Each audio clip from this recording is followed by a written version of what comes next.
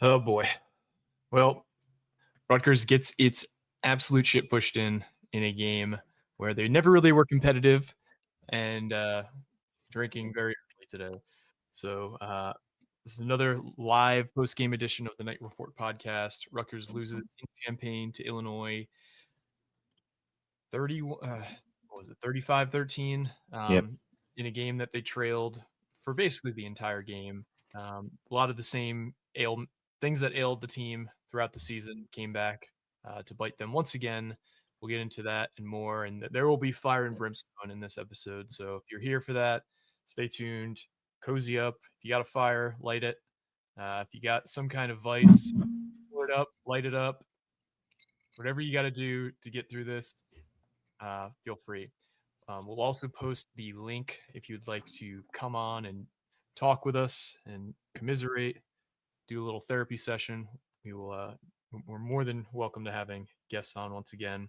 Before we get into any of what happened today and what it means for the rest of the season, this podcast is presented to you once again by FanDuel.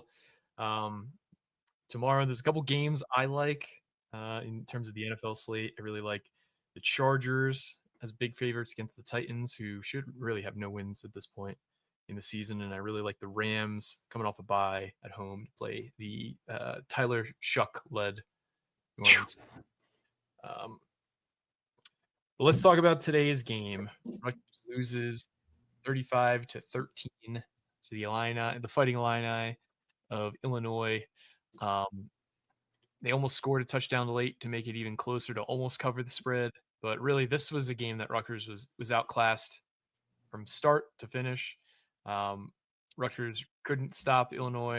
The only time they did, they got unlike it was really the only good defensive drive they had all game, where Illinois looked like they were trying to do some kind of like whole line cut block, and they left Eric O'Neal wide open. He got a sack, and then Eric O'Neal got a pass deflection, which Farrell Ganago ended up picking off. But then the rest of the game, it was touchdown, touchdown, touchdown, touchdown, touchdown, touchdown, missed field goal, punt for the Illinois offense. I'm just sick and tired of watching this kind of football be played every Saturday, dedicating so much time, effort, attention. It's just, this is year 6 of Greg Schiano. We should not be getting dominated by middle of the pack Big Ten teams at this point, especially when we have an experienced offense with maybe the best quarterback we've had in over a decade. Like, these results shouldn't still be happening.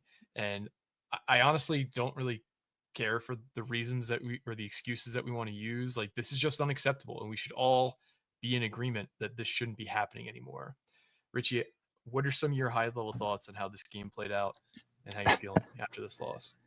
Well, I told you this before the game even started. I was like, oh, I'm going to wear my Halloween costume. Like, this can be funny. Like, let's make it a fun pod, even if it's like not a close loss. Like, or even if it's a close loss, like, it'll still be funny.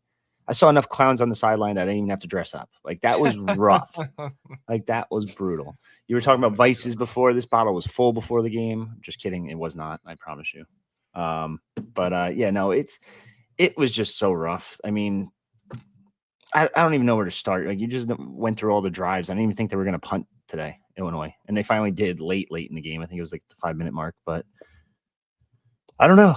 There's just nothing going for Rutgers offense today, or the defense. The defense gave up touchdown after touchdown after touchdown, even when they're jumping off sides multiple times. This is just not a typical Greg Schiano-led team. And then you add up the injuries on top of it. Before the game, there was, 24 on the injury report. After the game, I'm sure there's going to be more, because Jabome goes down at one point. Now he does come back. Jacoby Henderson goes down at the kickoff after halftime. Comes back, thankfully. I think he came back, actually. I'm not 100% sure. I believe he did. But even like when they were making like decent plays on defense, like, it's still not enough. Like, the one catch in the corner of the end zone, I think it was on Cam Miller, was absolutely insane. Then what was the other one?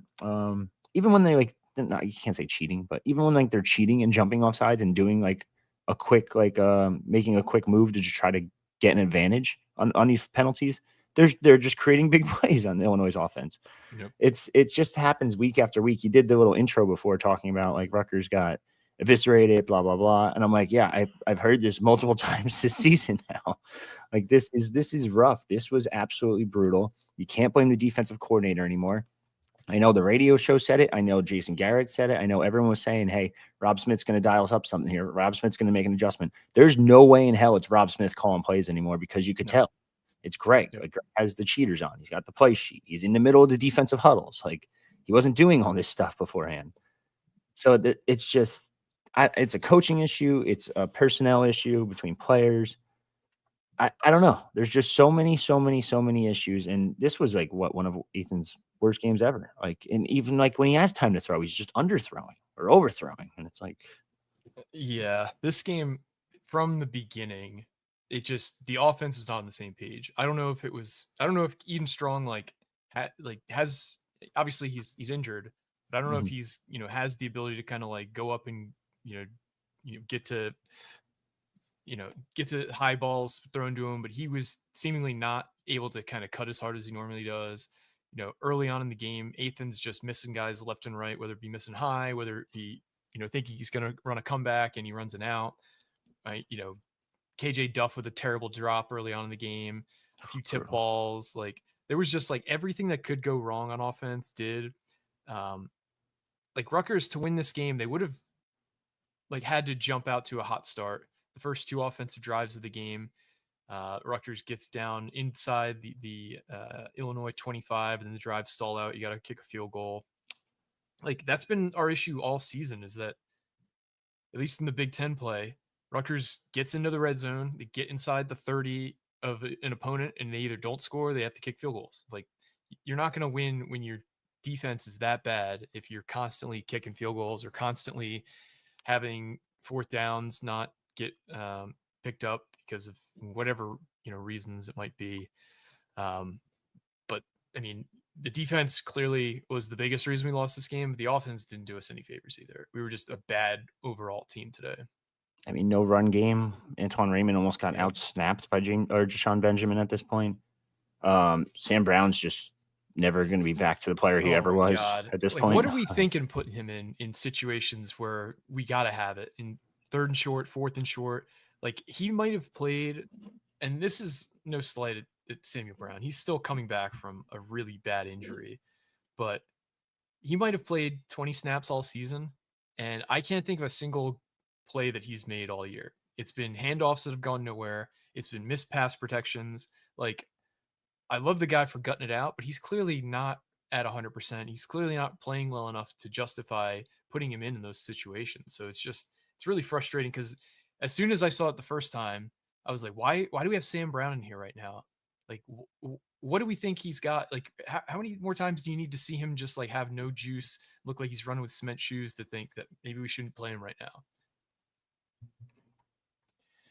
I don't know. And then this comment from Cincy Knights is literally what I was telling you about before the pod. And you did a really good article on this a couple weeks ago.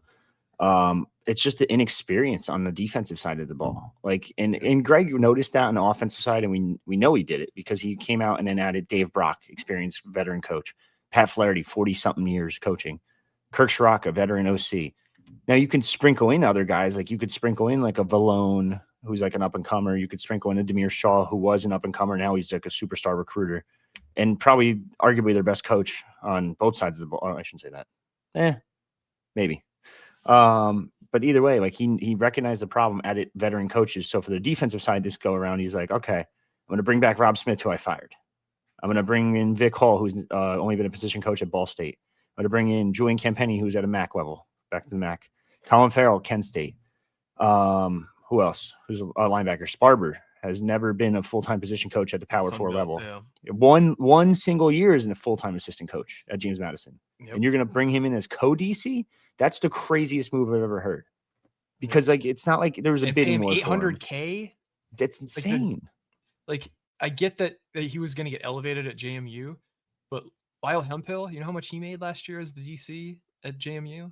He made $200K. Yeah, why did we think we needed to pay the guy who's going to replace him 4x that salary to come here? And I'm sure he might be like a bright name or bright mind and an up and coming guy and a Jersey guy, and he played at an Ivy League school, but there's no reason why we need to pay him that much money to come here and be our co-DC and linebackers coach. Like, And have any positions gotten better on defense this year that you can think of? Has any not a player single. gotten better on defense this year that you can think of? No, and he probably should have paid Drew Lascari to stay. Instead, he's the Yeah. assistant of the assistant safeties coach in the NFL because he wanted out. Like, Yeah, and look at how many turnovers that Jacksonville's forced this year. I think they had like some ton. stupid number. I think they had like 3 per game over the first like 6 weeks of the NFL season. Yeah. 600K, by the way. 800K is Rob Smith. So, Okay. yeah, Sorry whatever. Either way. And then I was just gonna say something. I had a whole thought on this too. I lost it, but whatever. Like no, not a single position group has upgraded at all. Like it's Yeah. absolutely brutal. Even like when they're like Eric O'Neal had a solid game On defense, we're talking about. Sorry. on defense. Just to Yes, clarify. Eric O'Neal had a solid game. The rest of the defense, I feel like, did nothing. Like absolutely nothing. Like, they're running into each other like nonstop. Oh my God. That was, it looked like that happened in real time, but when they showed the replays, sorry, it sounds like, I guess my volume's really low, so I'll try and move my mic a little closer. Sorry about that. Sounded good to me, but yeah, when you see in the replay where guys are just running into each other in coverage, it's bad. Every touchdown that teams have scored against us in the red zone this year just seemed like it's like watching the mascots play against Pop Warner kids, like stadiums at halftime. You know what I'm talking about? yep. And the NFL will have like, the Colts mascot play quarterback with all the other mascots from the area and just dominate kid. Like there's no defense whatsoever. Like there's just, they're playing on air. It's like fucking 7-on-7. P. Matopoisset, once again, thank you for the donation. He said, could it have been any different? Doubtful, but third down conversion from their end zone and Duff not catching that first down set an awful tone for the day. Yeah, I mean, the only way we were going to stay in this game is by just, keeping pace with the scoring and hope a play like the Eric O'Neal, Farrell Ganago interception happens and maybe we force one more. But we were never going to win this game unless we kept up with scoring. The same thing we said, the last few weeks with Washington, Oregon. I don't think any of us even thought there was a path to victory, but no. I don't know. It's just, it's sad. It's the same thing over and over again. You could say start from the beginning and there's no pass rush up front. They had a little bit with Eric O'Neal in that one single drive. And don't get me wrong, he did get held a couple times after that. yeah. But other than that, like Jordan Walker's getting shoved to the ground and he's almost making a stupid mistake afterwards by tackling the running back a little bit late in the game. And they probably could have threw a flag for that. And I think it would have been okay. But what happened to like Schiano, like running this team to the point where guys aren't doing stupid shit like that? And going back to the running into each other, like the little pick play they ran. Like they're literally colliding into each other. And I think it was a couple drives before that. You see Jabot, or it was either Abram Wright or Jabome ran right into one of the corners on the sideline near the Illinois end zone. It's just there's been like 3 or 4 times today alone where the guys have ran into each other, and it's happening every single week at this point. I've never seen so many Rutgers on Rutgers helmets and Rutgers on Rutgers pads collide in a single season. Like this is just, they're never like going what Lawson just said. They're never just unprepared under Schiano. At least in the past, they've been, maybe didn't have the skill to keep up or the talent to keep up, but they were always ready to go. They were always prepared. They weren't doing stupid shit. I don't know. There's so much wrong with this fucking team. The first touchdown from the Purdue game was basically the same play as the first touchdown in the Illinois game and the same mistake made as well by our linebackers and our DBs, where it's just everybody bites on the fake and nobody covers the back leaking out of the backfield. And you literally could have moonwalked into the end zone, done whatever dance they wanted to. I was looking up some stats on rushing quarterbacks against us. To kind of go into what John contract here, the 3rd and 7 where Altmaier ran for the first is when I knew it would happen. Yep. That was after, I think it was a sack. But on the season, we've played 6 mobile quarterbacks that we knew were mobile quarterbacks in FBS games. So Luke Altmaier, Dante Moore, Damon Williams Jr., Mark Gronowski, Daquan Finn, and Parker Navarro. On the season, and this is including sacks, so I know we didn't have many of them, but we've allowed 56 carries to run to quarterbacks for 506 yards. That's 9.1 yards per carry and 8 touchdowns. So on average, that's 9 carries a game for 84 yards and 1.3 touchdowns allowed to quarterbacks. And this has been a long-standing 1.0 and 2.0 era issue that we've had with this coaching staff. And the fact that we haven't been able to solve this yet is absurd. Like, yeah, I get it. Like, it's really hard if a play breaks down, if there's great coverage and a quarterback just leaks out and is able to kind of, get the yardage because they're playing man. But there was, that 3rd and 17 was just a quarterback draw from Luke Altmaier. That was, he was running from the time he took the snap, and we had no ability to stop him. It's just, it's, I'm tired of watching it. Like, we're watching shit on replay every week. Like, the fact that our team is not talented enough to take the coaching that isn't good enough to make anything look materially different. Like, we should have, in hindsight, and I tweeted about this, we should have in hindsight kind of seen this kind of outcome coming, because Greg Schiano said he had the hardest week of coaching in his entire life in the lead up to the Purdue game. A Purdue team that was last place in the Big Ten. A Purdue team that had not beaten a Power 4 team since 2023. Greg Schiano had to basically live at the facility and work harder than he has in his whole life, in 37 years of coaching. And he also admitted, as soon as the game was over, I slept on the plane. I was just so tired. Like, we should have known that was all they had. And if they had to exert that kind of effort in terms of coaching and effort in terms of preparing, like, we stood no freaking chance in this game. Shout out to the Yankees G94. And it's funny that he said specifically D-line and safety, because that's where they spent all their money. So that's the funny part, is that they went after Eric O'Neill as one of the top edge rushers in the portal. They beat out multiple Power 5 guys for him, Power 4, whatever you want to call it.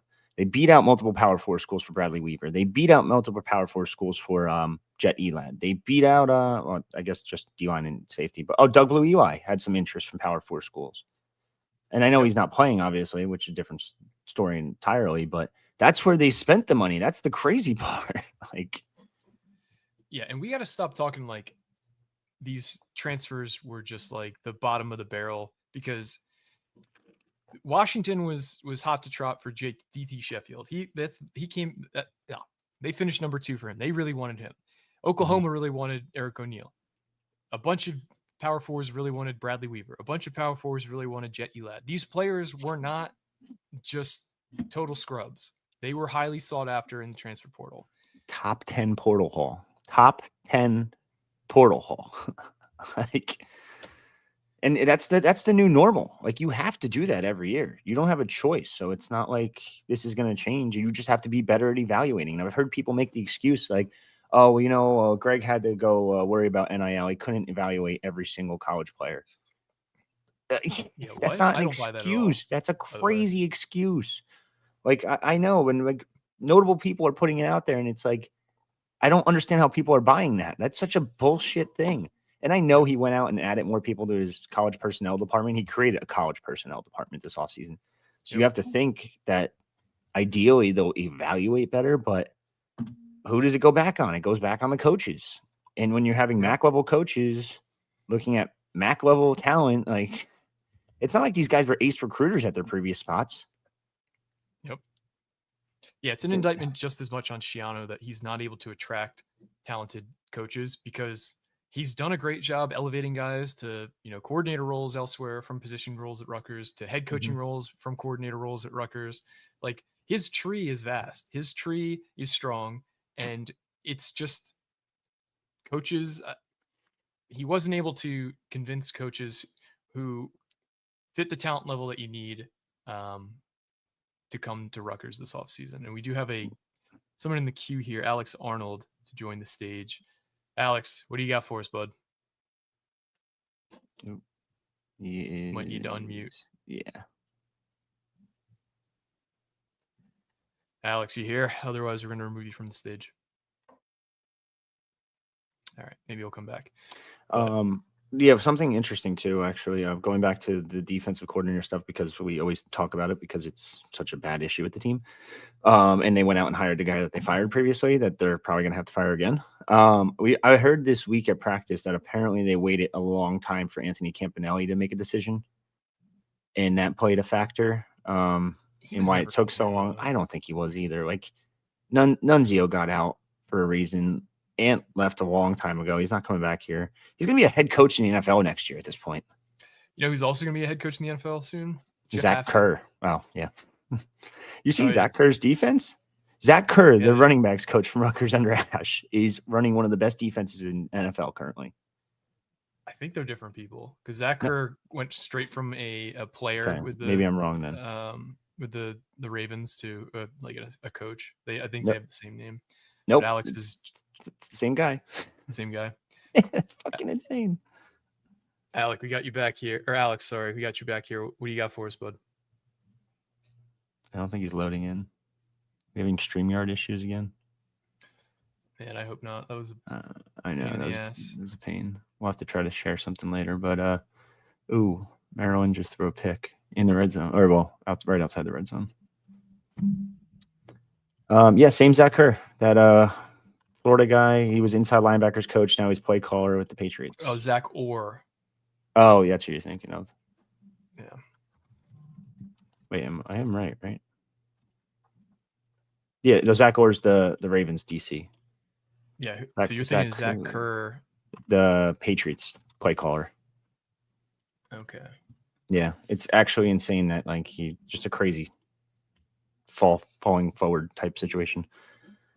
But yeah, anyway, I don't even know. I missed this one, and I kind of agree with this one too. Jordan, actually, shout out to Jordan for the donation. AK is mid, eighth and Calic Manis. Genuinely, what does he do at a high level? Can't run, can't improvise, and plays on his own. His stats are inflated because we have two NFL wide receivers.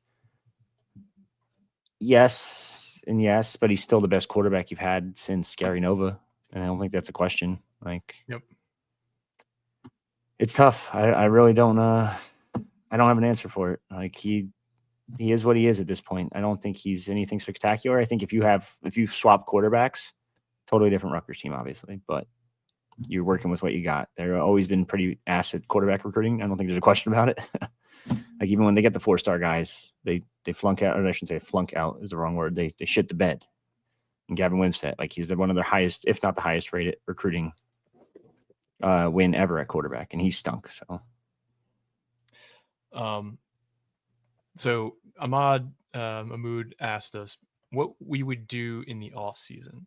Now, if you look at our depth chart, it is we're going to need to replace a lot of long-term starters. Just like off the rip, we're going to need to replace Brian Felter. We're going to need to replace Gus Zielinskis. We're going to need to replace, Kobe Asamoah.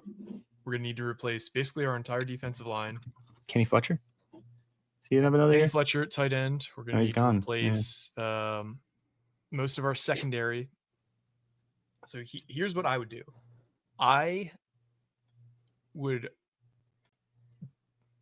basically hire a consultant to tell me who should run my defense. Because Greg Schiano, no offense, you have not been able to attract the right level of talent on defense in terms of coaching. Like you need to get a former head coach at the defensive coordinator position. So a guy like Brent Pry, even though he didn't have a great career as the Virginia Tech head coach, he's been a former head coach. He was a head coach. He was a defensive coordinator in the Big Ten.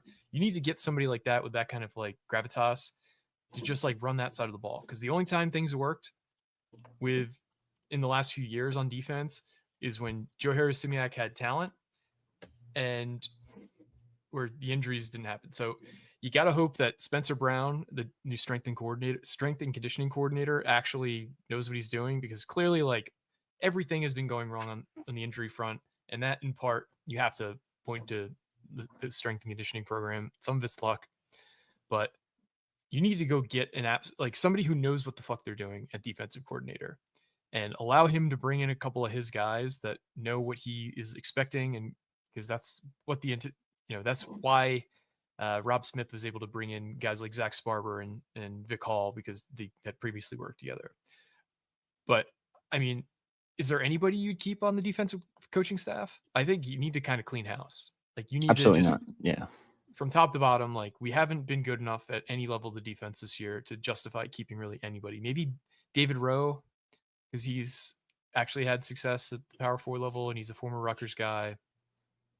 Maybe you reassign Charlie Noonan somewhere on the defensive staff or somewhere because he's, a former Rutgers player and, been with Greg for like 6 years now.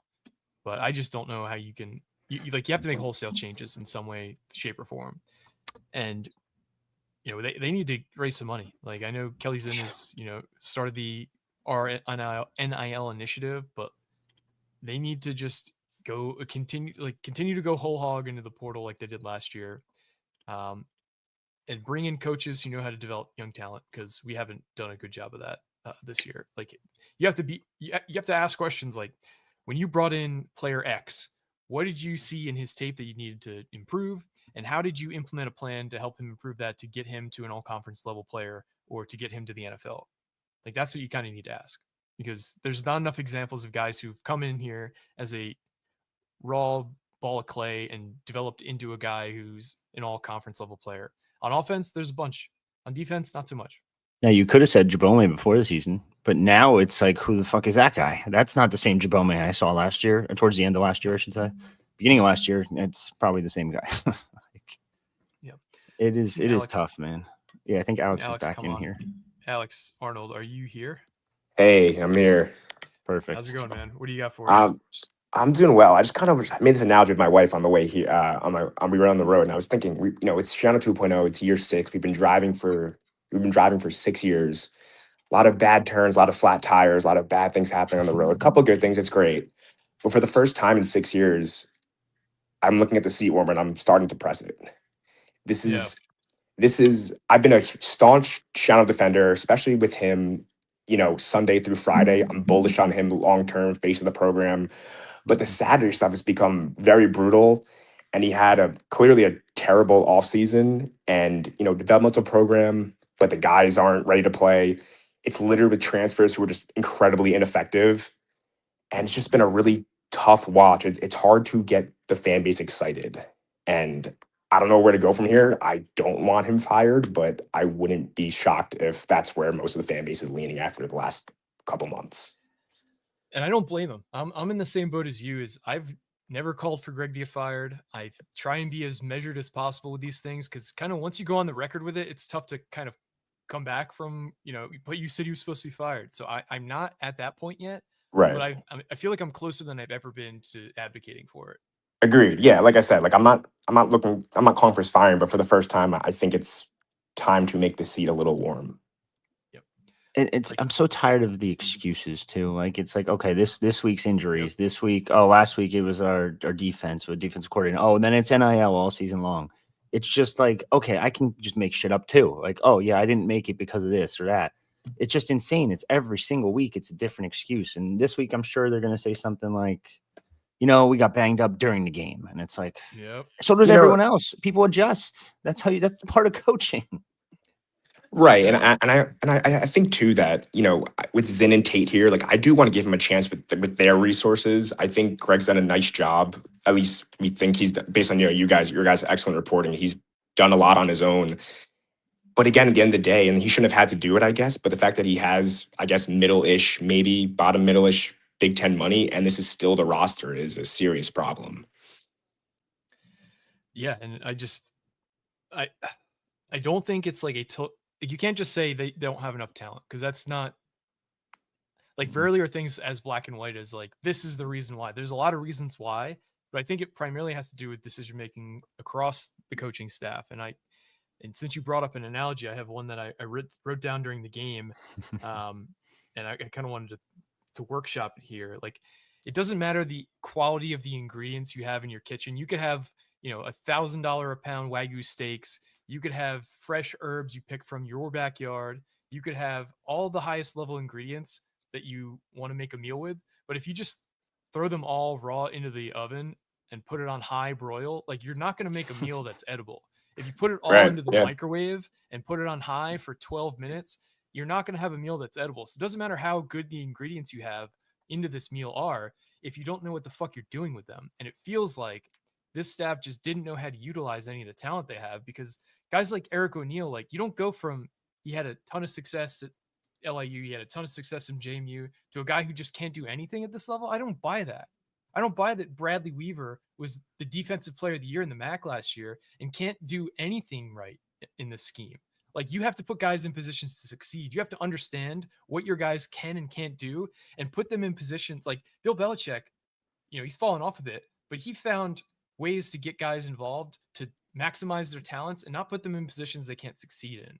And I feel like we're not doing that in any way, shape, or form. We're just expecting guys to execute certain things in our schemes, regardless of the talent levels they have, regardless of the speed, the strength, regardless of anything. And that's never going to work, regardless of what level talent you have, whether you're coaching the Philadelphia Eagles or whether you're coaching the UMass Minutemen. It doesn't matter. If you have that mindset of you're just going to ask guys to do things that they can't do, you're never going to be successful. And I'm so tired of the developmental program thing too, because you can't preach it when you're not developing guys. Like, I'm looking through the list right now, and I have like the eligibility chart on our website. There's not a single tight end that's developed. I mean, I guess you can argue Kenny Fletcher a little bit, but he was your defensive end for 3 seasons before he went to tight end.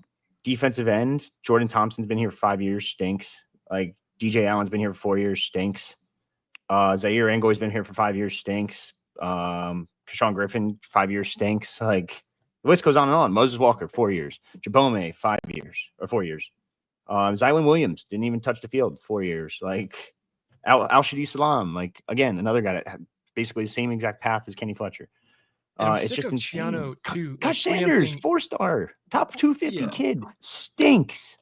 I'm sick of him preempting these pressers too with this bullshit that, like, now we can't even practice the way we want to because the developmental periods that we would normally use, and they would get like whole games and throughout the week, we can't even do that anymore because of all the injuries. Well, bro, why are people getting injured so much? Is it because your strength and conditioning program sucks, or is it because you're just destroying these guys in practice? And then you see him, I feel like he does this intentionally, where he'll list guys as out for the game on the availability report who are like redshirting, who haven't played a snap all year. But why you list them out? Like, of course they're out. They're fucking redshirting.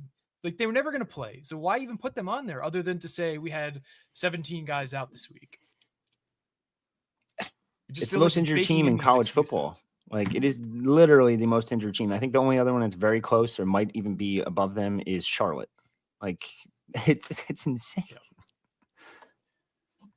I don't know. It's just very frustrating. I mean, I know they've spoken about how some recruits didn't want to come here because they work too hard in practice, and maybe they are working too hard in practice. I think there was a Signetti interview recently, and I'm not comparing Signetti because he's an anomaly. Everyone thinks they can do the Signetti model, and that's not feasible. It's not feasible. But maybe we do less time, less hitting. That way, they're better for Saturdays. I don't know, but again, appreciate what you guys do. So thank you. Oh yeah, no problem, Alex. Thanks for joining, man. I just popped in the link again for anybody who'd like to join. And Jordan, thank you once again for donating. 0 to 100% chance of Greg being fired if we lose out and go 4-8. You said it best in a recent pod. Put up one hand, put up the other. Yeah, I don't think it's happening. I think both Zinn and Tate have gone out of their way to praise Greg and all that he's been able to accomplish despite the lack of support. So I don't see there being any way he gets let go. I think the only case that could have even had a 10% chance of happening was if Rutgers went 0-9 in year 6 in the Big Ten. We've already secured the first win, so I don't think that's going to happen. But I mean, the seat's warm next year. Like, there's no dancing around it. Like, he's got to, if he gets the support that he's been asking for, he's got to show some results. Like, you can't have this kind of shit happen next year too. I think it's gonna be more than warm next year. If that's the case. If he finishes 4-8, it's gonna be fucking hot. Yeah, because that means you would have lost 8 of your last 9 games and looked utterly non-competitive in at least 3 of them, because I don't have a crystal ball. I can't see the future, but I have a pretty good idea of what that Ohio State game is going to look like in a couple weeks. I could tell you the Heisman favorite now. Yeah, I mean, if on November 22nd, if your girl's been asking you to go pumpkin picking or apple picking, or if you got anything to do on a Saturday, if you got some chores to take care of, if you got some leaky gutters that you've been meaning to take care of, or if you want to put up Christmas lights, pick that day, because that's going to save you a lot of aggravation. We'll have you covered after the game if you really want to know what happened, but I You don't got see any problems. reason to watch that game. No, not in the slightest. They're gonna dog or dog roll, dog steam. I can't even think. It's gonna be bad. Dog walk. That's the word. There we go. Yeah, it's gonna be a rough Saturday for Rutgers. I don't know. Going pumpkin picking late November is kind of questionable decision in the first place. That's a good point. That's a good point. We do have another guest here, in Ahmad. Ahmad, you here with us? What's up, guys? Hey, what's going on? How you doing?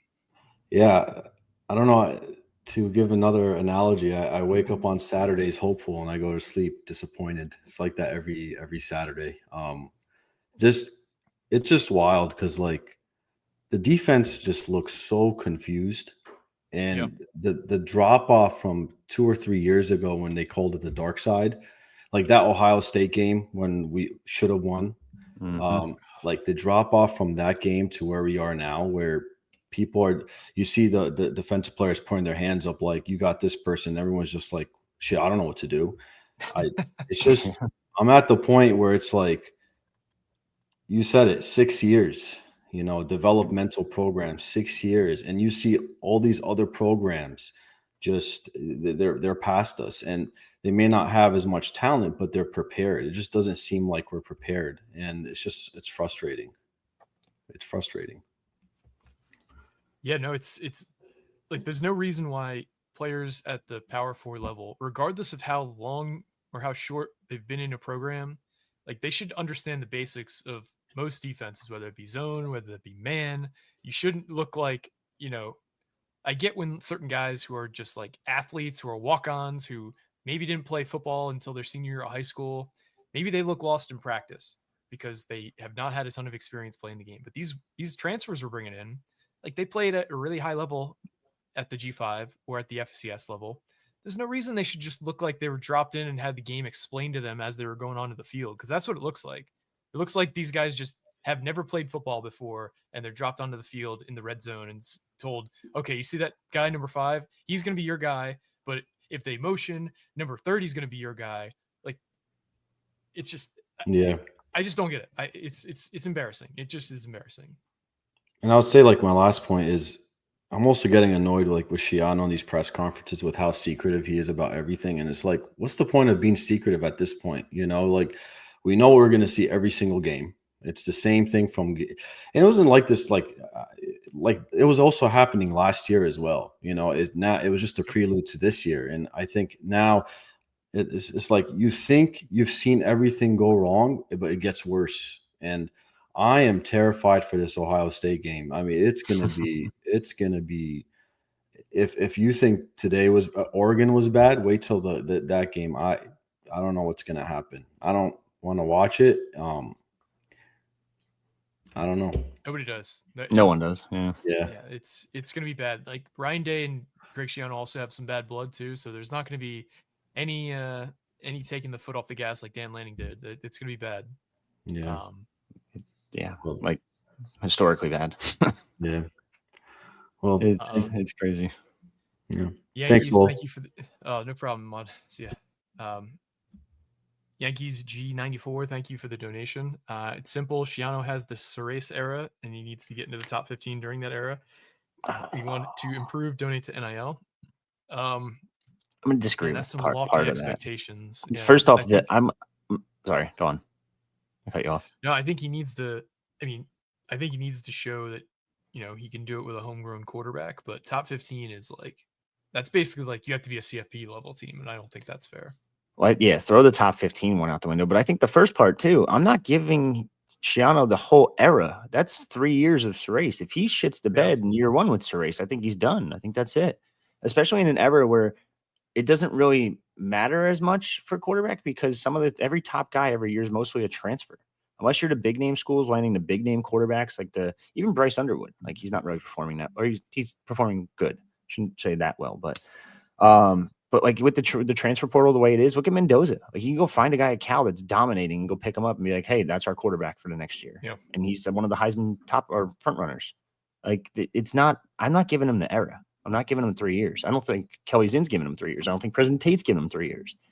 They're going to give him next year. And if he doesn't do anything, and I'm top 15 is insane, but if he doesn't do anything, it's just that's it. I think that's done. They're going to call it quits. Now his buyout's going to be significantly less. I think right now it's around 23, 25, something like that mil in total. But I know Kelly Zinn hates wasting money, but I think this offseason Rutgers is going to have to waste a ton of money on just buying out coaches. Yep. And the Schiano presser is up, so I'm going to share that now, and we'll react to what he said. But, man, I hope he's got some new lines for this presser, because I think we're all kind of sick and tired of hearing the same 3 or 4 recycled anecdotes and one-liners he's got. Let me know if this sounds too loud or if we're good. Appreciate you guys coming out, covering us. Certainly did not coach well enough, nor did we play well enough to give ourselves an opportunity to win the game. It's very disappointing. It starts and ends with me, so need to get on this plane, get to work, get back home, get to work, and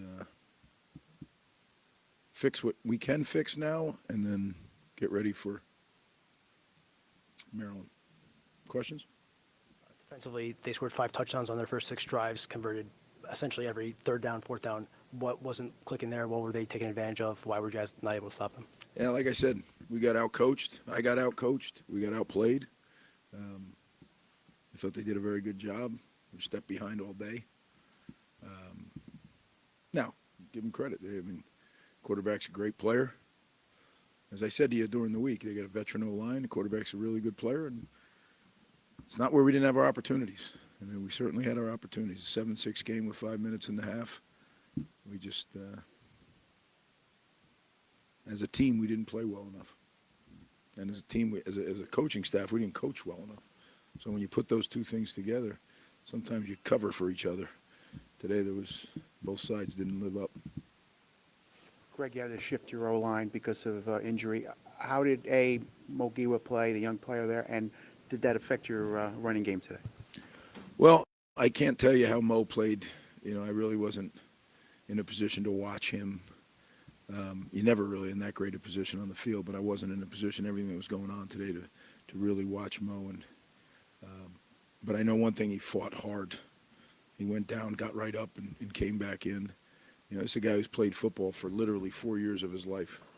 And now he's starting his first start on the road, in a Big Ten game. So whatever he did, he's only going to get better. He's very talented. We missed Taj, though, for sure. Given the talent you guys have offensively, the experience, returning quarterback, the wide receivers, do you feel like this offense is underperforming? It's not doing as well as it should? Well, today I think the whole entire organization, starting with me, underperformed. I don't get into generalizations. I think the offense has done some really great things. Today, we didn't run the ball the way that we're accustomed to. And, a little inconsistent, more than a little, inconsistent in the pass game. We had some opportunities early, and we have to settle for field goals. And, if it's close, we're gonna go for it. But I didn't feel there were situations that warranted going for it. But overall today, I can't sit there and say this was wrong. It was an overall. We didn't coach well enough nor play well enough. Greg, I think it's 24 players out of the lineup. How much is that affecting during the week practice, affecting maybe a day like today? Oh, it certainly has an effect. Like today, Kenny Fletcher's out. Salam is out at corner, and Taj obviously at tackle. But you know what? That's part of the business. That as a coach and as a team, you need to be able to overcome. Ian played today, didn't practice a whole lot this week. So that's 2 weeks where he hasn't been working with, all those things add up, I'm sure. As you look at it and you watch the tape, I'm going to say, look, this is a little out of sync here, the timing's off here. But that's what it is. You don't get to pick the situation. You got to be able to go rise to the occasion. And we talk about it all the time, but we didn't do it today. So doing it is what it's about. Talking about it doesn't get anything done. 2 offside penalties on crucial downs. They converted them anyway, but to have those 2 penalties in that situation, is that alarming that guys are making mistakes in that way? I think it was at that point in the game, guys just trying too hard, probably. Yeah, I mean, literally, that we had just said it right before the play. The guys signaled back. We have signals for that stuff. Just possibly that's a sign of our lack of ability to really focus hard enough. We call it chopping. I don't feel like we chopped today. I didn't feel like that we were focused on and just every little detail. Now, what does that come from? Well, that's my job to figure that out. I know some of the things with me it comes from, and then I talk to the players and find out, watch the tape, find out. But we got to get it fixed, that's for sure. 1-5 in the Big Ten, 2 pretty bad losses in the last 3 weeks against Oregon and Illinois. Are you worried that this season is going to be a hit to the perception of the program and where you guys are at, in this rebuild? Yeah, I don't get into the perception of the program or, long term. We're in the middle of a season. We need to get everybody home, get them healthy, and whoever can play next week, we got to get them ready to play. And that's literally when you start letting the future run all your decision making. There'll be a time to sit down and do that, and that time I'm anxious to do that. But right now, that's not the time. Now's the time to, like I said, get home, get to work. But again, guys, I do appreciate you covering us, and as we all are, very disappointed, but not discouraged. Thanks. All right. Well, that was Greg Schiano at his post-game presser. Can't say I feel any better after hearing him speak about this loss. A lot more of the same we've heard. A lot more of the kind of empty promises they'll get better and got to improve and we weren't good enough and all this stuff. Like, I don't think I took one actionable anecdote from that entire presser. He looked extremely sad, which I mean, rightfully so. But like, he seemed like a little bit more down in the dumps than normal. But I don't know. There was really nothing to take away from that. There wasn't like a single thing. Now I saw one of the comments. I got to go back and find it, but they're like, "What do you want Greg to say?" I was like, "I want him to take accountability. I want him to come out and be like pissed off. I don't want to be like sad and moping and being like, yeah, you know what, we suck." Like, I want him to get out there and be like, "We fucked up, man. We fucked up bad. I know exactly where we're going to do this. We're going to fix this." Be energetic about it, at least a little bit. Like, that just made me a little bit more sad just watching that. Yeah, like if he came out and said something like that, what you saw out there on the field today is not good enough. It wasn't good enough for me. It wasn't good enough from the players. It wasn't good enough from the coaches. It wasn't good enough from the staff. That is not good enough. We have a standard in this program that we are failing to hit right now. We've lost 4 out of 5. That is unacceptable. We are a winning program, and we need to live up to that each and every week, each and every rep in practice, each and every play in a game. And until we do that, I'm not going to sleep. I'm not going to be satisfied. So what you're going to see from me, you're going to see nothing but enthusiasm, nothing but the hardest worker that you've ever met on this planet. Like, stuff like that can energize the fan base. But he doesn't say anything. He does nothing. That actually was pretty good, though. Like, I know that it's good because that was really good. Because I got some enthusiasm for this program that Greg is lacking. Yeah, I get it. It sucks. Shit is not going your way. But you need to be that energetic center. You need to be the gravitational pull that holds this galaxy together. You need to be that star at the center of the solar system that pulls all the planets in motion. And right now, you're not really doing that, Greg. You're not. Get your shit together. Get people focused and pointing in the right direction. Get them energized, because this same 5 or 6 platitudes that you say after every game that we get dominated, whether it be Oregon, whether it be Washington, whether it be Illinois, we're tired of it. Say something of substance. Say something that we can actually rally around as fans, because right now we're not seeing anything. You've got apathy building, whether you want to admit that or not. People are tired of this bullshit. They're tired of week after week spending their entire Saturday watching a game that they know after a certain point they have no chance of winning. Because we all knew when they didn't score 2 touchdowns and they kicked those 2 field goals, the game was over. Because we could not stop that offense. So give us something to cling to, something to give us hope, because we do not have that right now. And you look at the schedule, Maryland, they're not wilting against Indiana. They're playing a decent game. Ohio State, they're going to beat the ever-living shit out of us.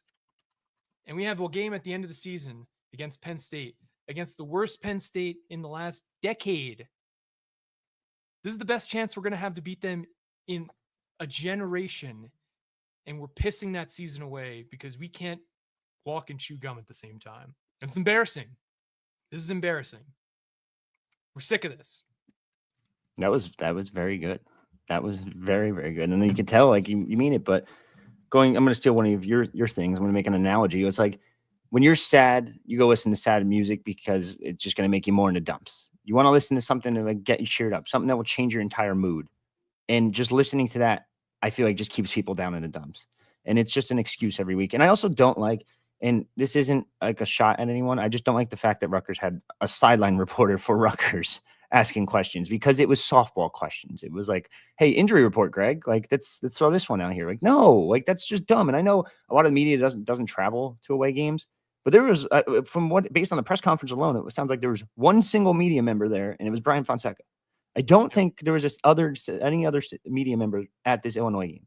And I'm not saying I would go if our boss paid for it, I would go too, but they don't. So we don't travel, and it's not really worth it. Like it's insane. Like not even the media is showing up now. Like that's how bad it's getting. This is getting absolutely ridiculous, and it's not going to get better. Like I think Maryland might actually just beat the shit out of Rutgers next week. I mean, it's on the table. They have a not beat mobile the shit. quarterback. Beat the shits a lot, but they have a mobile quarterback who we've shown we can't do anything against. We have no answer for when a guy has more than 2.5 seconds to throw the ball and decides to run. We've seen that all year. We've seen that in Schiano's entire time being the head coach at Rutgers in both stints. They have a good defense. They have a good pass rush. They're going to dominate our offensive line. If you look at who they got at edge rushers, they have a legitimate imposing group. And this comment from Mark, yeah, Penn State has better players than this, but Penn State is going to be in the midst of 5 games in 5 weeks in a season that has gone, if you want to talk about our season going off the rails, Penn State is, you were, flying a plane and this thing has, fallen to the center of the earth. Like that's how far they've gone. They might be out of bowl contention by the time that they roll into Piscataway because they lost to Ohio State today. They play Indiana on the road next week. And then they still have to play Nebraska before they come to us. And if they lose 2 more games, they're out of bowl contention. So if they're 4-7 coming into Rutgers, I don't care how much more talent they have. They are going to be a team that does not want to be there. And Rutgers is going to be a team that does want to be there.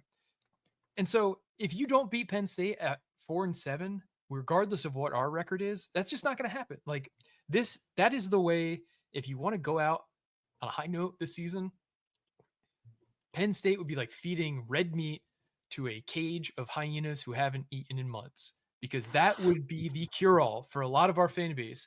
I don't care what Penn State's. You beat Penn State as the Rutgers head coach, people, especially the last game of the regular season, people will remember that. That is something you can build on.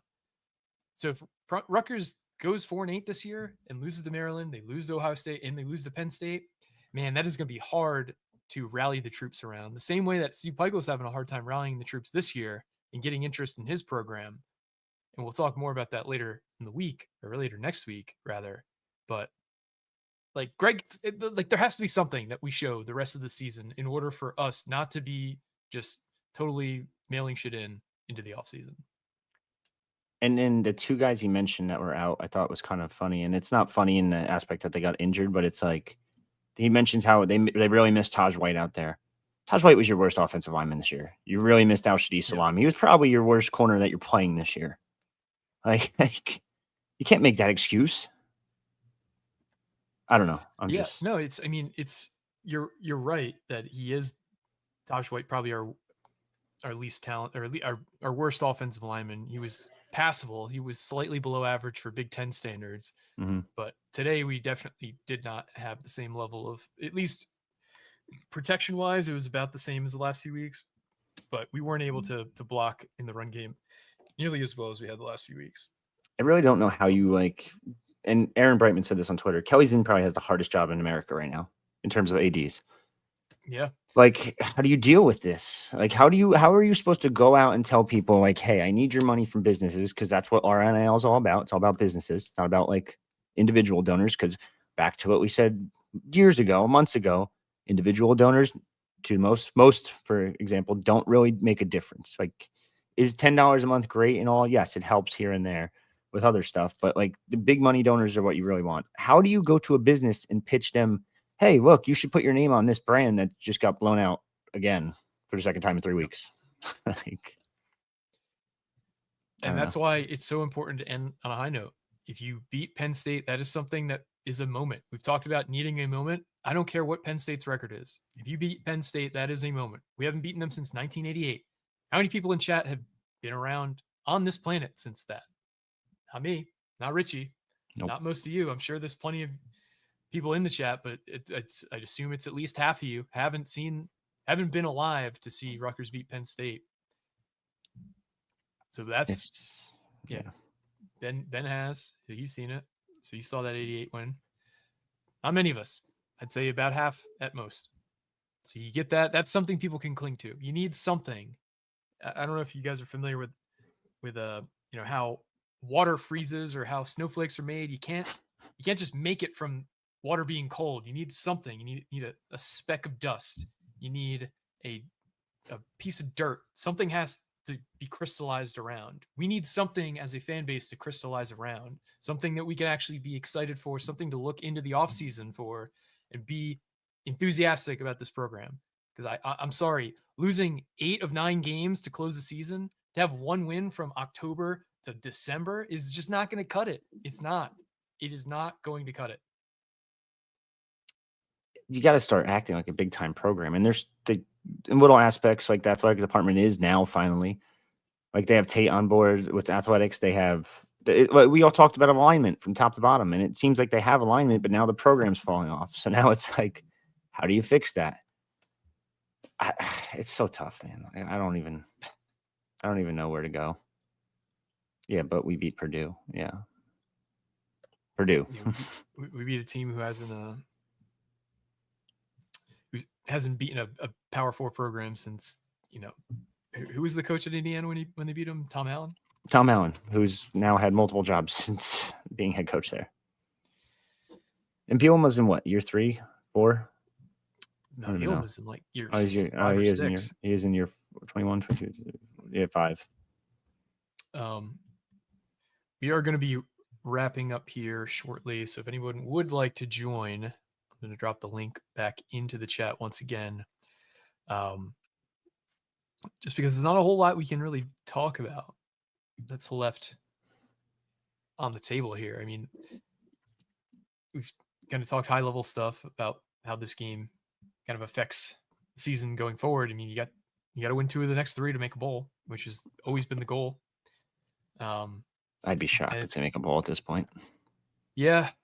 I mean, if we lost this game like 34-31, at least that's something you can kind of like, okay, we came close, we put up a fight, but this was non-competitive. I mean, 35-6 for most of the second half until scoring late.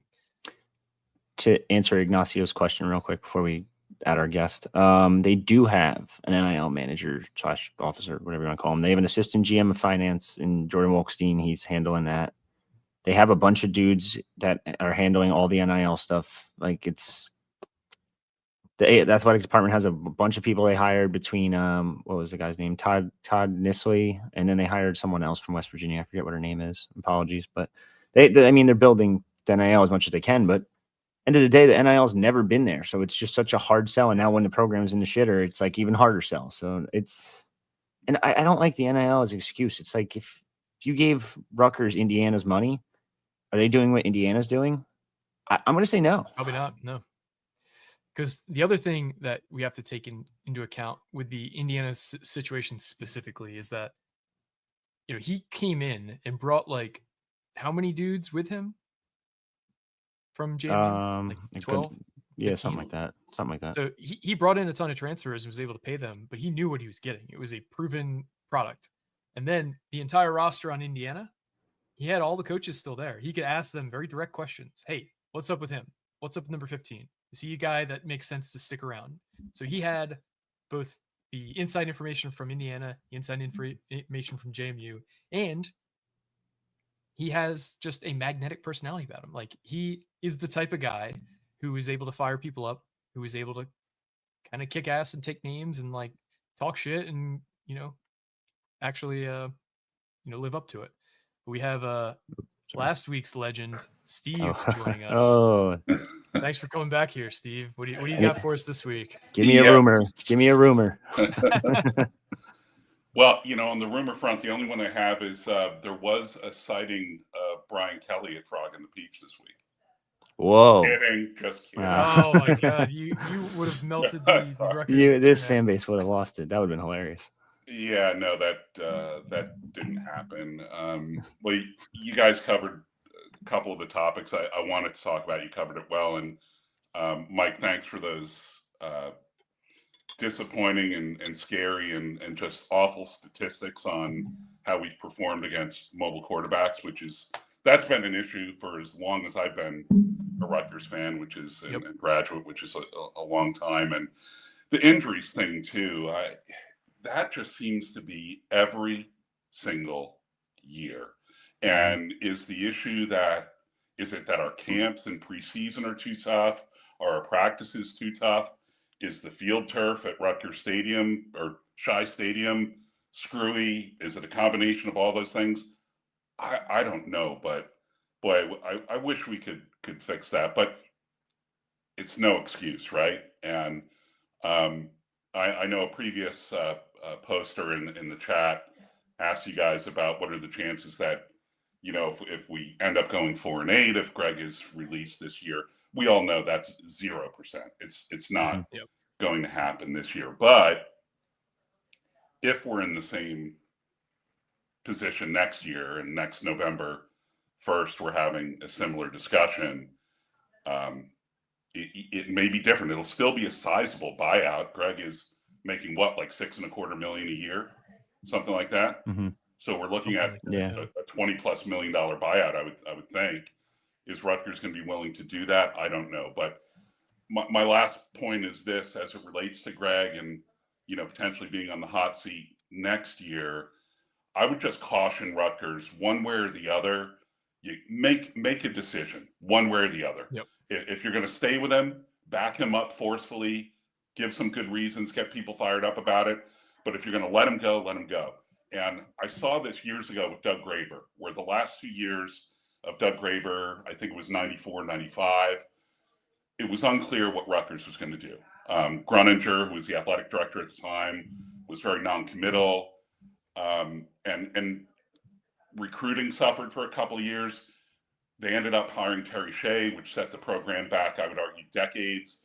It was that firing of Graber and the hiring of Terry Shea was a complete and utter hot mess. I would encourage Kelly Zinn to do a little studying on that and take a look at it, because that's the last thing you want to do. So whatever decision you make next year, and unfortunately, the way things look, unless we have a killer offseason, this conversation might be even more painful next year. But whatever direction Rutgers decides to go, just be firm about it. No, you're 100% right. I popped the schedule up on the screen here. They've UMass at home to start the season. Then you go to Boston College, and then you play Howard.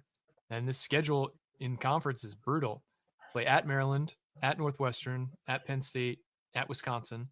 And then the home games, Indiana, Michigan, Michigan State, Nebraska, USC. I mean, max number of games that Rutgers is favored in conference, 3. Like, those are a lot of teams that are expected to be pretty damn good next year. Who are the 3? Northwestern? The 3 would be Michigan State, Northwestern, and Wisconsin, maybe. I don't even know. Northwestern's good this year. I don't even know if they'll be favored in that one. Not good this year, but they have some really high peaks and some really low lows. Like season to season, they just kind of are a total toss up. Mm-hmm. But I just mean like at most 3. Like, it's not more than 3. Yeah, and again, Mike, the only caution I would add is none of us really know what we're going to have next year at this point. Right. Like, what are we going to get in the portal? Who's going to come in? Who's going to come out? You had mentioned before, we are losing a lot of position players to graduation, so it's really hard to tell. But this is going to be, I think, for Greg and staff and Kelly, our new AD, this offseason is going to be beyond challenging. And you guys brought this up earlier, and I think you're absolutely right. On the defensive side of the ball, in terms of the staff on the defensive side, Rob Smith and crew, it's looking like an overhaul is needed. This is just defensively, it has been just a terrible season. There's no other way to characterize it, both in terms of the safety play has been horrible, secondary play has been horrible, but even most concerning to me on the defense, just we can't control the edge at all. We're just, our players out of position? Are we too slow? Is it a combination? Is it coaching? Is it athletic? It's all, I believe it's a combination of factors, really. I don't think it's all on the players. I don't think it's all on the coaches either. I think it's that perfect storm of lack of talent, lack of understanding, inconsistent coaching, maybe. I think it's all come together to create this potpourri of hell on defense. It's a shitstorm of epic proportions. Yeah, this diarrhea potpourri that we're all kind of basking in. Adam Lamparello donated $25. Really appreciate you for donating, Adam. He said, do you guys think it's time to consider a coaching change? I think there might not be a single worse offseason for Rutgers to have to make a coaching change than this one for a number of reasons. But you look at all the coaches that have already signed extensions and who are, presumably off the table. Like every fan base that has a vacancy right now is going to be disappointed with the hire their school makes, in my opinion. There might be a few outliers that they go poach a top school's coach, but there is going to be some fan bases who are more upset in 6 months than they are right now based on who they end up bringing in, because there's just not a deep pool of talent out there right now. There's not enough good young, hot coaches for the number of vacancies in Rutgers. And this is a purely hypothetical thing, I don't think it's going to happen. But let's say that Rutgers did fire Greg at the end of the season. Where do they rank on the pecking order? They're like 7th, 8th, 9th, and there's more firings to come. Like, this is not the offseason where you want to make a change, because you're going to end up at best with somebody like Fran Brown. Look at Penn State, for example. They went from, and mind you, they were never getting Urban, but Urban was on their list. They talked to Urban. I know that. Lane Kiffin was on their list. Matt Rule, was on their list, and he basically said no to him. Now they're down to Jeff Brom. They're talking Pat Fitzgerald now. Like, what? And that's Penn State, who has more resources than tenfold more than Rutgers, and they're struggling to find a good coach. Yeah. How about you, Steve? Do you think even in like the most ayahuasca-induced haze that you would want Rutgers to look for a new coach this offseason? No, I don't. I don't think they're ready for it. I think Kelly's new to the job. I think she's still getting her hands around what needs to be built at Rutgers from a money and infrastructure perspective, and she's got a ton on her plate immediately, not just football, but all the programs. So I don't see it happening this year. I also don't think it's necessarily the time. It's no secret. Listen, I've been a huge Greg supporter. I was wildly happy when we brought him on for a second try here, and why? Because he's the one guy that's proven he can actually do it, right? I mean, this program, people need to remember what a train wreck, an utter train wreck Terry Shea left in 2000 when Greg came on board. We're not talking about bottom of the Big Ten. We're talking about bottom of Division I overall. We were the worst program in Division I, doing everything wrong. And, even that first year when Greg didn't win a game, the one thing I noticed in Greg's first year, and I was like, this is promising, we didn't have a lot of penalties. We lost games, but we didn't have a lot of penalties, which told me the team was playing with discipline. And that, over time, turned into starting to build a program, which culminated, as we know, in that great win over Louisville in 2006. So that was then. This is now. Okay, where do we go from here? I'm not sure yet. I don't think right now is the time to do it. I think Greg deserves the benefit of another year, but again, if we're doing this next year, it might be time. But then it's like, who do we get? Like right now, my short list is like, it is Fran Brown. Yeah. He's got Jersey ties. He's known as a prolific recruiter, specifically in South Jersey. But beyond that, how deep is the list? What do you do? I don't know. This is a real challenge for Rutgers University. Yeah, 'cause they're not poaching a top. It really even appears level power forward job coach, like the guy that they were rumored to be interested in, and Pat Hobbs for all of his discretions, and he did seem like he wanted Brett Bielema when the job was previously open, which in hindsight maybe was the right choice. I don't know. Sorry, Rich, I cut you off. No, you're fine. I was just going to say, in this hypothetical scenario, I really don't know a name. Like, I know in the past, like, we've bullshit about like Lance Leipold, but he stinks now down at Kansas. Like, there's not a name out there. I prefer, if you're going to do it, get away from the Schiano tree. And I know Fran Brown technically pseudo Schiano tree kind of, but that would probably be your only option if you want a power 4 head coach. Like, I just don't see another name really on that list. Because even though Rutgers has not had a ton of success in recent memory, they are still one of the top.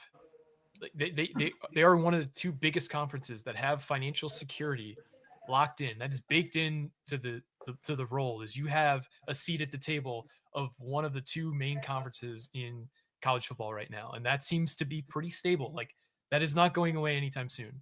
So that is, the money is baked into that situation. Additionally, they are in a fairly unique spot in the country where, like, there's a ton of recruits, there's a ton of coaches that have come out of this general area. And while I don't think we could land a guy like, I'm just throwing a name out there because he's from the area, but we're not going to get a guy like, who's the A&M coach? I forget his name. Elko. Yeah, like Elko is never coming here, but there's plenty of coaches throughout the country who are of the same like ilk, where there are guys who just maybe not have the opportunity, who are from Jersey or from PA or from New York. Like, there's a lot of good coaches from this area. You just got to find them. I saw this comment, and you can't hate on Fran Brown right now. He's starting a walk-on freshman, right? Is he a freshman? Freshman quarterback who was a lacrosse commit at one point. But he had things rolling when Steve Angeli was there, like, and healthy. And then he had a 10-win season last year. Yeah, he was able to convince those guys to come there. Yeah, when Kyle McCord basically said, "Fuck you" to Rutgers, I want nothing to do with you. So, let's be honest here. My uncle being your starting quarterback here at one point. And this name needs to stop popping up. Like, this is the same guy that got relegated 3 times at Rutgers. He went from offensive line coach to running backs coach to tight ends coach. You never go backwards in that order. You always go opposite, because tight ends is usually a guy that you get away with. He's an okay coach, but he's a really good recruiter, so we need him on staff to get on the road. Like, no. Like, just no. Anyway. But yeah, it's we're definitely a year away at least. So I do want to caution everyone to, don't get your expectations up that there's going to be a coaching change, because that's just not going to happen. I do think defensively we're going to see an overhaul. I think we could see upwards of 4 or 5 coaches on the defensive side of the ball change this offseason. I think we're going to see maybe some lighter practices in the offseason as well. I think you're going to see the same emphasis on the transfer portal as last year when we got like 18 or 19 guys, but I think there's going to be more of a focus on making sure those guys are good fits for what you're trying to do, and making sure that the people you put in charge of executing your vision for a defense actually know what they're doing. Yeah. Well, Campenny's contract's up.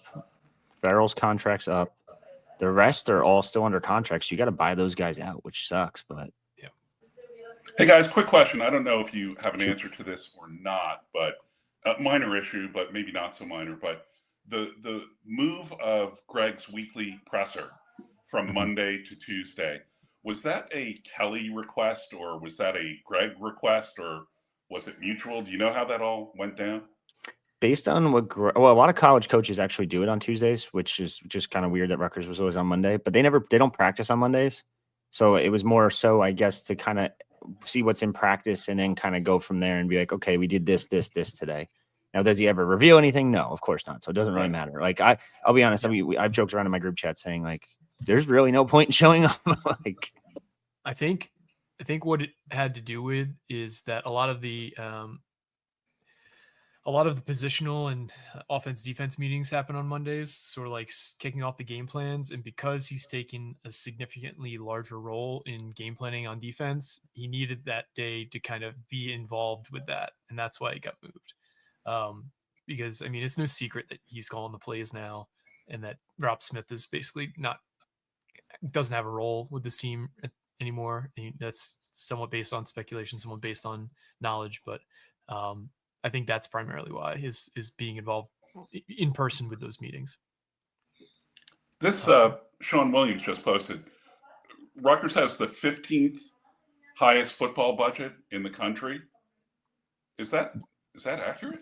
There, yes and no. There's some skewed things towards it that Rutgers accounts towards football, I believe, that don't count towards other things. But I mean, hell, Kirk Shiraka is paid what I think the 12th highest salary of all assistant coaches. Or is it 9? It might be 9. I think it's 1.9, like 1.9 million. Yeah, he's getting paid a ton of money to be the offensive coordinator, and mind you have to make up for the fact that he's coming to Rutgers, New Jersey, blah blah blah. But still, for him to make all that money and Harris-Simiak was on pace, if he would have stayed, to make 1.5 this year too. And then you have all the other guys, Flaherty and Brock make a ton. Like, he pays up for coaches that, are worth it.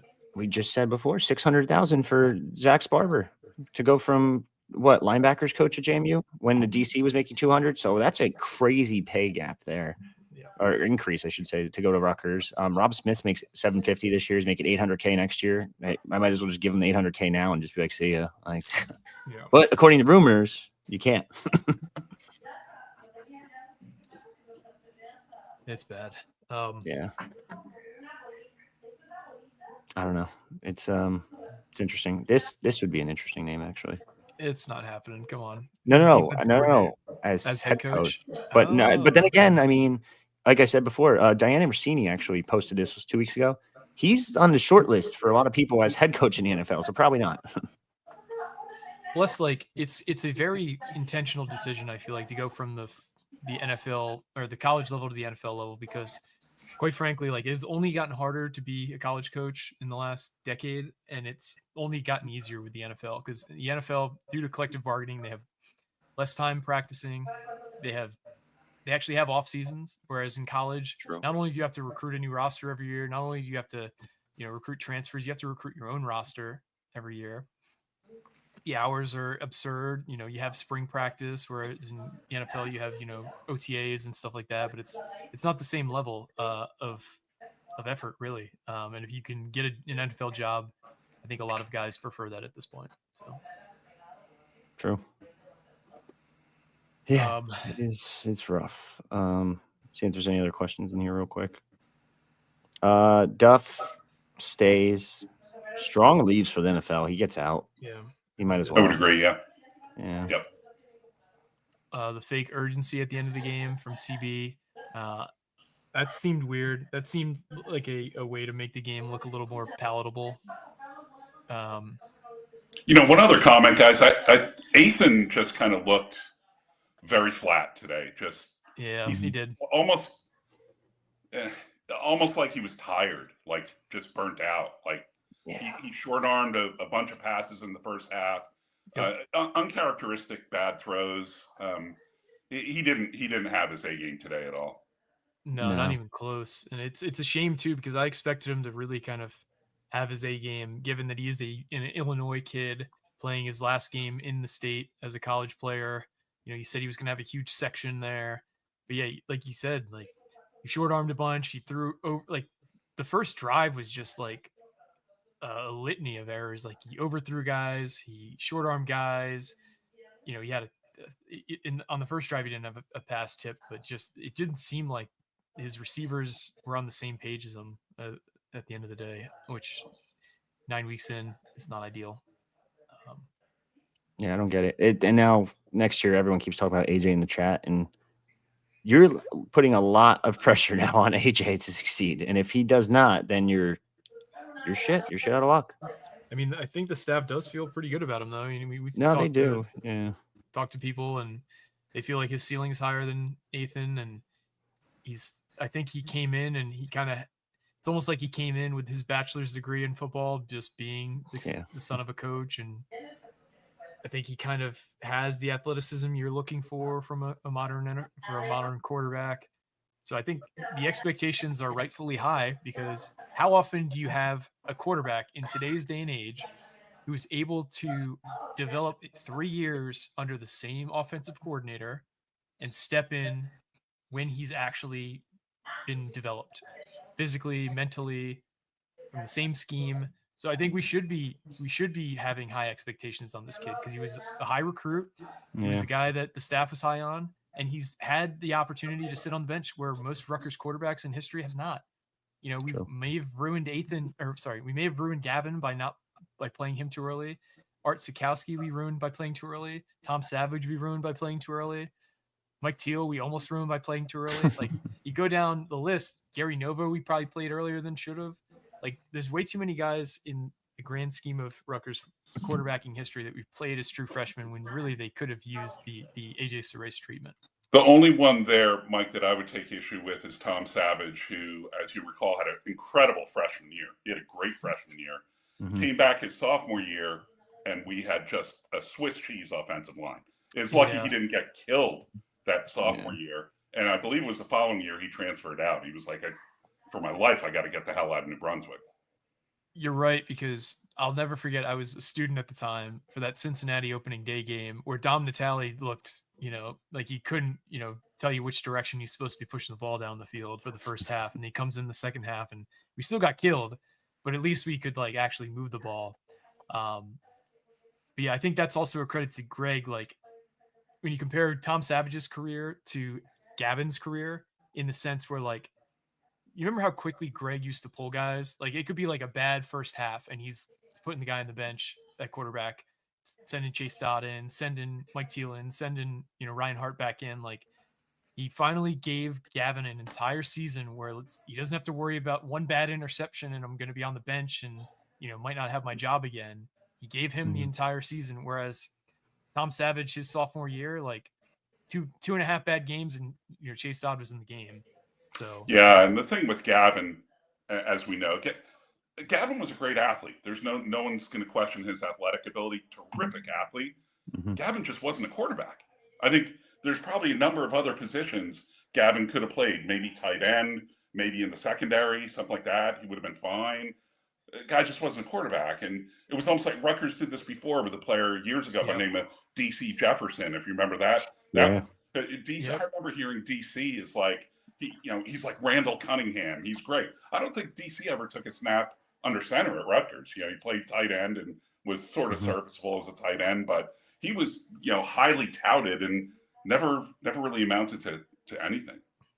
Yeah, and he was also similar to Gavin. Like, Gavin had he had like an NFL in terms of arm strength. He had an NFL arm. Same thing with DC. DC like famously had like an absolute howitzer for an arm. Same thing for Jonathan Lewis, but they just weren't fully formed quarterbacks. And whether you want to point to any specific reason for that, they just never developed into quarterbacks at Rutgers. But that's a great call out. He actually played. He had a cup of coffee in the NFL for the Cardinals, DC Jefferson, for a bit. I think he got drafted there. But yeah, it's a great call out. How about let's do some final thoughts here, since it seems like the chat is kind of dying down. My final thought is that Rutgers really needs to show something in one of the 3 final games. Have a close game going down to the wire, because if Maryland blows us out and Ohio State blows us out, and then our last game against Penn State, we don't look competitive, like, I think it's really hard to sell enthusiasm about the football program. So in at least one of these games to close the season, Rutgers needs to show it's an amorphous something intentionally, because like Rutgers fans are more able than most fan bases to just kind of like take 10 punches to the face, but the one time you don't get punched, you're like, oh, I didn't get punched that time. That's something I can take from this. But if we don't have anything to give us hope, like you see it with the basketball program right now, that there's just like going to be a level of apathy that I don't think we've seen in a long time. If there's not at least something we can point to, whether it even be like one long touchdown pass, like there just needs to be something in these final few games. How about you, Steve? What's kind of like your final thoughts on this game and kind of the rest of the season? Yeah, I mean, I think it's even bigger than the game and the rest of the season. I'm going to go at it from a program perspective, and I feel like right now, the older fans will certainly understand this. I feel like we've taken a ride in the Wayback Machine to circa 1994, 1995, the Doug Graber era, where you had that 7-4 season. It looked like Rutgers almost made a bowl game that year, and then 94, 95 was this. No one was really sure what was going to happen with Doug. He wasn't getting support.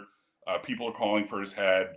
It was murky. I worry that we're entering into kind of a similar Graber era thing with Schiano 2.0. And this offseason is going to be huge. Next year is going to tell a lot. But, whatever late next year Rutgers decides to do, whether it's, we're with Greg for the long haul or we're going to go in a new direction, you got to make a sharp turn. You got to make it swiftly, soundly, aggressively, and just do it. Don't leave Greg hanging for a couple of years. That's the worst thing you could do. That's a program destroyer. So remains to be seen, I guess. But I do think we're heading into some really challenging times. I just want to see some changes. Like, even go with the freshmen at this point. There's 3 games left. Most of them probably played in that Norfolk State game, so you could still maintain their red shirts and stuff and not have to worry about it. Something has to give. I need to see maybe even like if you're getting blown out this bad and late, throw AJ Serace out for a couple series. Just see what happens. You gotta. I know you don't want to, like Mike said, you don't really want to ruin the kid, but you also got to get him some game reps under his belt. He hasn't played. Yes, very limited snaps in Norfolk State this year, I think it was. He played against Oregon too. You got that touchdown. Yes, right? You're right. Like that for that example perfectly. Like throw him out there, see what he can do. Get some snaps under his belt. The kid didn't play all last year because he had the injury, and then he's sat out most of this year. Not just him, but I also want to see more youth movement all along the entire defense. Like, I'm sick and tired of the linebacker core not being able to do shit. Like, when you have this insane linebacker class that you just brought in, let these guys get some reps. You see freshmen all around the country. Now, mind you, some of them are 5 stars, but there's also 3-star freshmen across the country that are making moves and making inroads and doing stuff. Let them play. Like, if these guys are these 5th year, 6th year COVID seniors can't do anything, it's time to trot out a second-year guy or a redshirt freshman or a true freshman even, and see if these guys can play better and get them ready for next year, because that next year is so important if you want to retain your job. I think Dan Lanning had a good quote about this where it was, if he's good enough to play, it doesn't matter if he's old enough. Where, Exactly. most teams are like, well, he's not, he's only a freshman. It's like, it doesn't matter. Can he play? Then put him in. Mark Greenberg asked us to take this question before we go. Does Greg have to go 6-6 next year? And I think he does.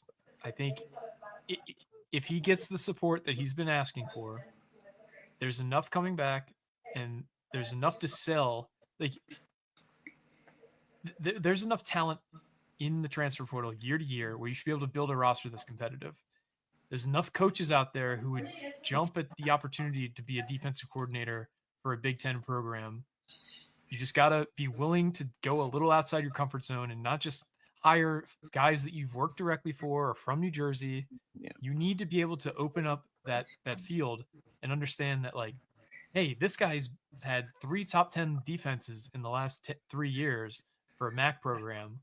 Let's give him an interview. Let's see what he has to say. Because, Richie, you've heard the guys that they've interviewed this offseason for defensive coordinator. Mm-hmm. Majority of them that you've heard have been guys that have worked directly under Greg in the past. A few of them haven't, in his credit, but the majority are guys that are basically just retreads.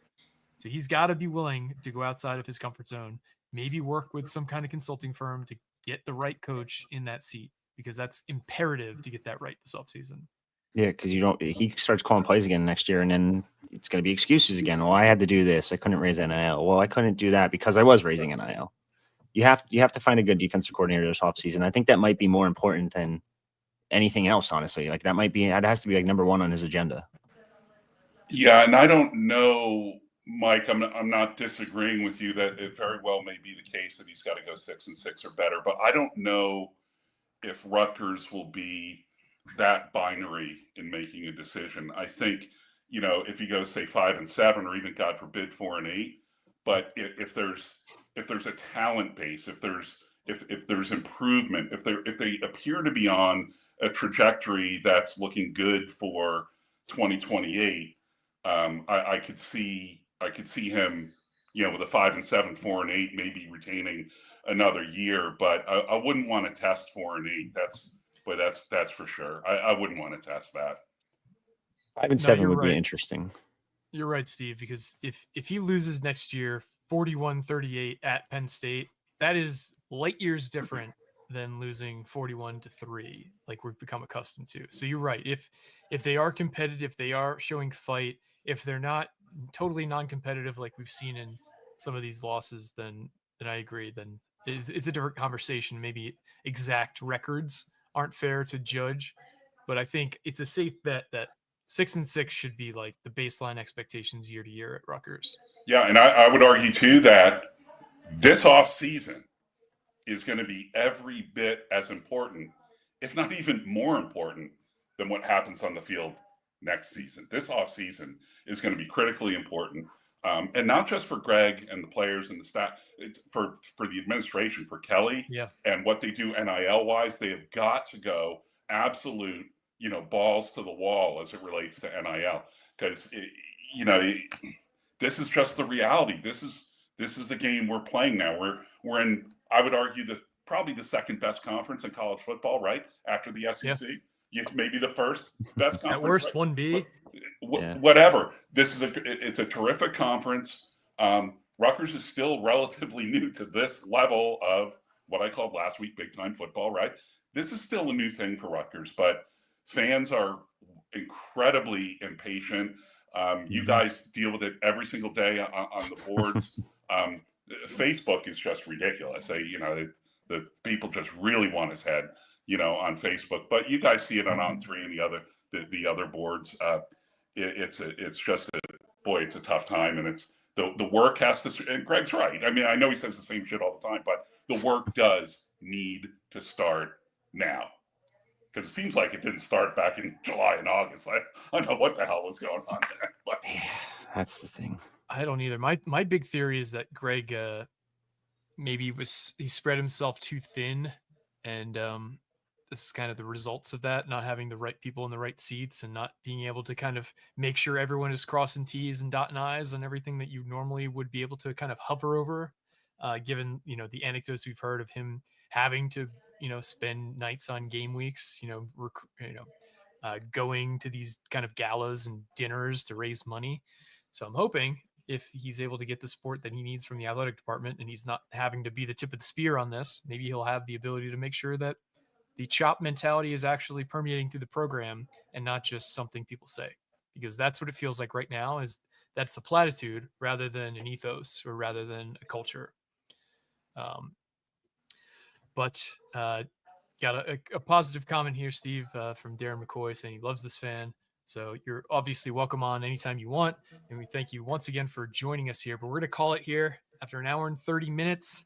I think you've kind of heard enough from all of us. You heard enough from us about this breakdown of the game. We'll be back with you early next week for what Schiano has to say in his pregame presser. We'll have a season preview for basketball, and we might do something for wrestling as well. We might have more than that too. We might have more than that too. So stay tuned to your podcast feed and stay tuned to the boards. Jair Alexander, the Eagles. I did see that. So go Birds. Hopefully that helps them shore up their secondary. Who knows? He's kind of washed, so we'll see. Is he? But for me, Richie, and fan Steve on this one, it's been another edition of the Night Report podcast. Signing off.